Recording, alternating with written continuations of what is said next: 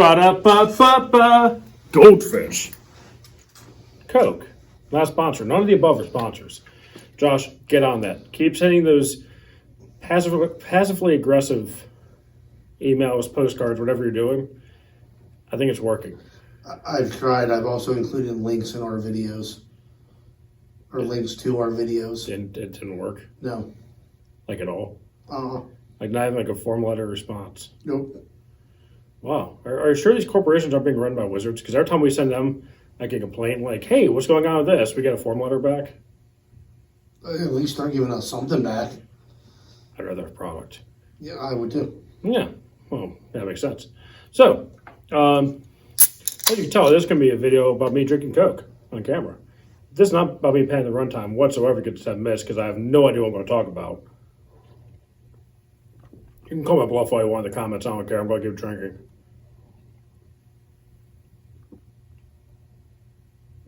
Fizzy. All right. So that should conclude our video for today. No. So here's the thing. I was looking at the spoilers for Commander Legends. At the time of me filming this video, as far as I can tell, the whole set hasn't been released yet or spoiled yet. So there's obviously going to be some things that are going to come out later that you're like, oh, did you forget about this? Because I didn't know about it yet.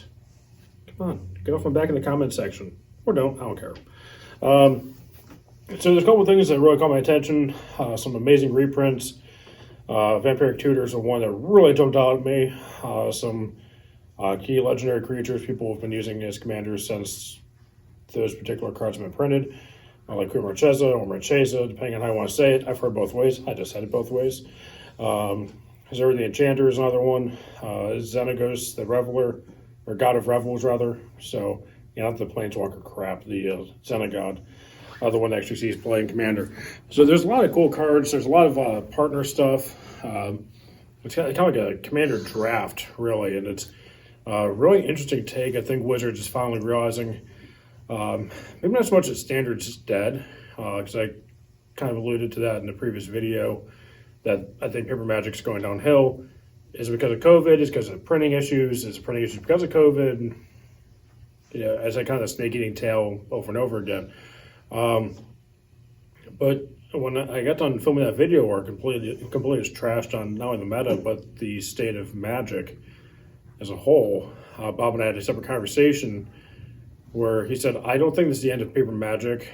I think it's the end of Standard, and maybe Pioneer, possibly Modern, but I think that Commander is alive and well. And I was like, why in the hell did you not bring that up in the video we're filming like 4 minutes earlier? So I waited several weeks, and I decided to bring it up now. Better late than never. And I think now would be the right time to say it, because if you really look at, well, not only the sets, but the cards that they've been pumping out, they've very, very much been geared towards Commander as a format. We have a lot of cards that are banned left and right in Standard and Pioneer and Modern. As soon as they're dropped from formats, but they're all really powerful, spicy cards for Commander. I think Wizards made abundantly clear they really don't care about Vintage Legacy, because they really don't make any money by supporting it, because a lot of the stuff people play with is on the reserve list. As a guy who understands the collectability side of it, I'm perfectly okay with the reserve list. That's actually one of the questions in the Q&A, which if you haven't checked that out, well, finish this video first, then check out part 22. I can't remember what part that question was in. But no, it was, I really do agree with Bob's stance that they're really pushing Commander. They used to do Commander once a year. They'd do a big drop, and then now it seems like every other set, they're doing a Commander product that coincides with the release of a maiden set. So I said it a zillion times on this channel, and I'll say it until the channel is dead, that I am very much a Commander player at this point, so I'm perfectly okay with it. There's a lot of people who enjoy Commander and Standard, or enjoy drafting and Commander. There's also a lot of people who can't quite get their head around it. It's not for them. So if it goes the way that I anticipate it going, where standard eventually falls off the table or falls off the map or wherever it was originally sitting before it fell off of wherever it was. I think a lot of people are going to have to kind of jump on board with the idea of playing EDH or Commander, whatever you want to call it. So that's kind of my 2 cents on the state of Magic as it sits. But while I'm currently not wearing a mask in this video because I'm about 6-ish feet away from the camera, so I feel safe talking into my phone, we still live in the world of COVID in 2020. If you guys watch this in 2021, hopefully you guys don't have to wear masks. That'd be awesome. But I can't predict the future here in late October of 2020. But right now, it's getting into the season for Commander Legends.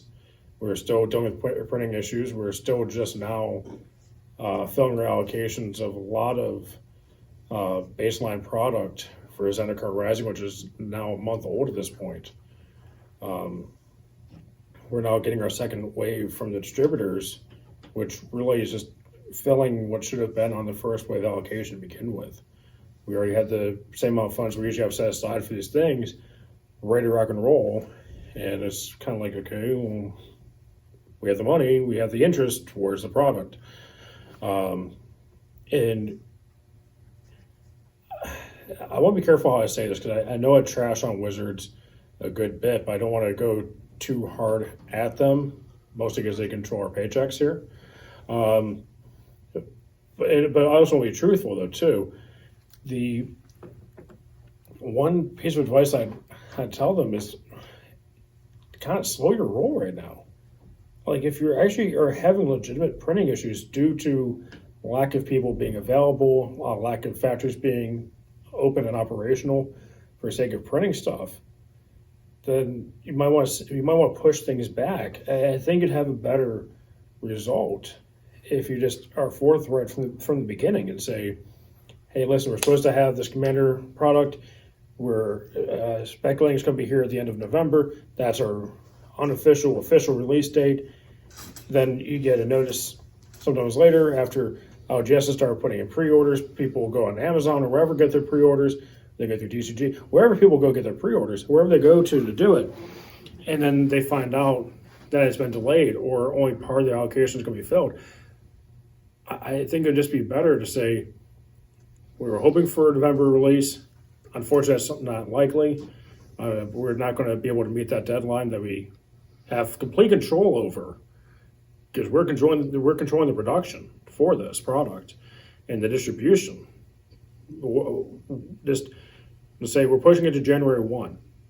Get all your ducks in a row, print everything that you want to print for the set, and push it out. You don't have to play catch up. If you're just honest from the beginning, everything else takes care of itself. Because right now, all WotC is doing, in an indirect way, what a lot of local game stores are doing is that they're inadvertently, unintentionally being dishonest. Because if we tell people when they come in, oh yeah, we'll absolutely take your money for this Commander Legends product coming out. We're excited, you're excited, this could be freaking awesome. We're told it's going to be the end of November, but this thing gets pushed to December 15th, and there's a 50-50 chance that you're on the first wave of people to get it. I just don't like the idea of us, in a way, being dishonest with customers. Again, it's not intentional. It's not how we operate. I don't think that's how WotC wants to operate. I don't think that's who they are as a company. I don't see them as being dishonest. I think that they are just gung-ho and excited just as much as we are about having cool new product to pump out into the market.